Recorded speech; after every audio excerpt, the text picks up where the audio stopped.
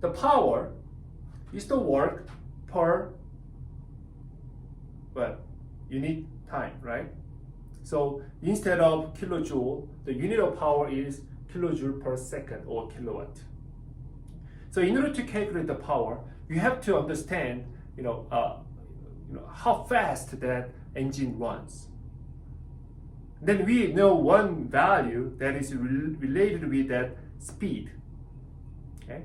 Now, please read the statement again. Let's go back to your lecture note and read it again. Then what value needs to be used, that is related with a certain speed of your engine? What do you think? Yes, we are given the RPM. So your engine operates as a speed or engine rotation speed at 4,000 RPM, right? Then we know RPM, which is 4,000. By the way, what is what does RPM stand for? RPM is rotation per minute, right? So what it means is that your engine, your crankshaft of your engine, rotates 4,000 times per minute, right?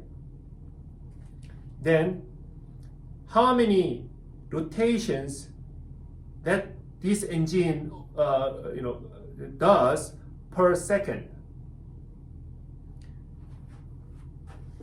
So we can calculate that, right? So, and in the case N rotation is 4,000 divided by 60, right? Because 1 minute is 60 seconds. That is a rotation per second. Does it make sense to you? Okay, then my question is, how many cycles do we have per second? How can you calculate it? Again, how many rotations can make one cycle for 4 strokes per ignition engine? Yes. So the number of cycles of that engine per second is 4,000 rotation, but 2 rotations make 1 cycle. So now we have to divide that with 2, then times 660. So you have to always think about this one, that is the number of rotations that make 1 cycle. And that gives us,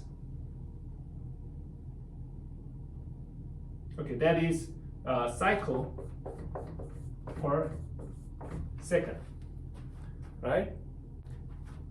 Then from this number of cycles per second, what you calculate basically is net amount of work. That is the amount of work that is produced by this engine per cycle. And now, how can you calculate the power of this engine?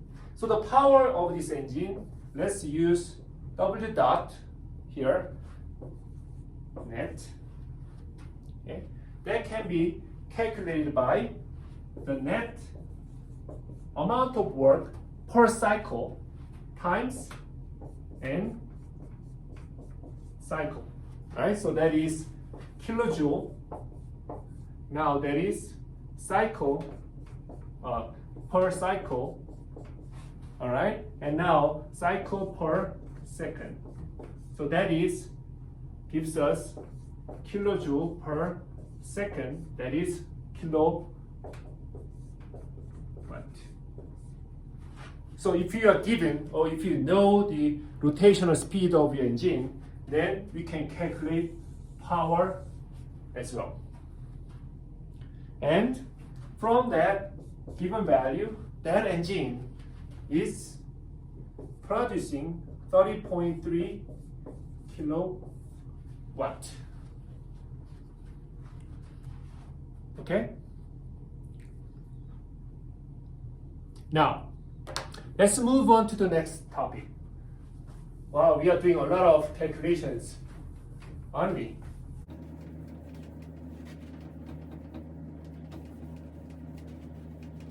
Now, what I'm going to talk about very briefly is the brake work. Okay, so in short, let's use WB. Okay, we used to use this symbol for boundary work, but don't worry about it. Okay. Anyways, at this moment, we just use this WB, and that would be it.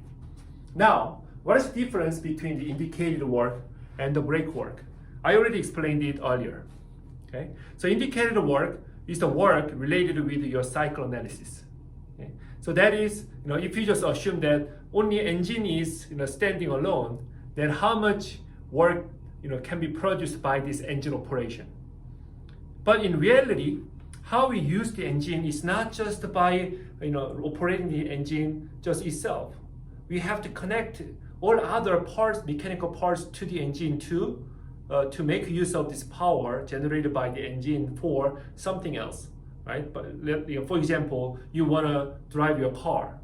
You don't want to just run your engine by itself and just look at it and enjoy that, right? You basically want to use that engine to drive the car by rotating the shaft and rotating the tires to make your car go forward or backward. Okay? So the brake work is the work that is related with those all power assembly considered together. Then obviously, as soon as you connect all this kind of power assembly to your engine, there must be certain losses because of frictions, because of something else. So always the brake work should be smaller than the indicated work that we calculate from the cycle analysis. Okay. So from this relation, we can define the mechanical efficiency.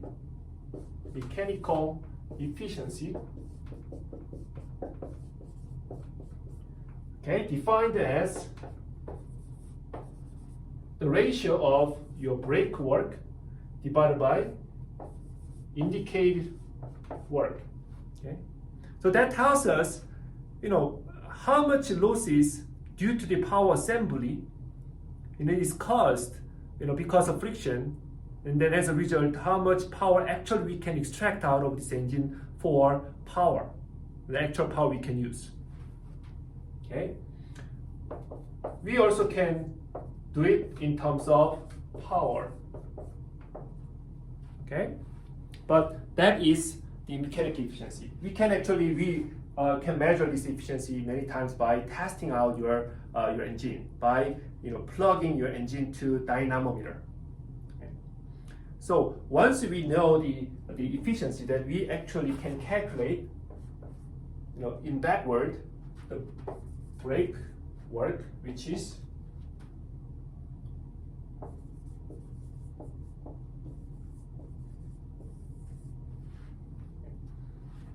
again, remember that why that brake work is always smaller than the net work is because as soon as you connect your engine to certain power crane or power assembly, there must be certain mechanical loss due to friction.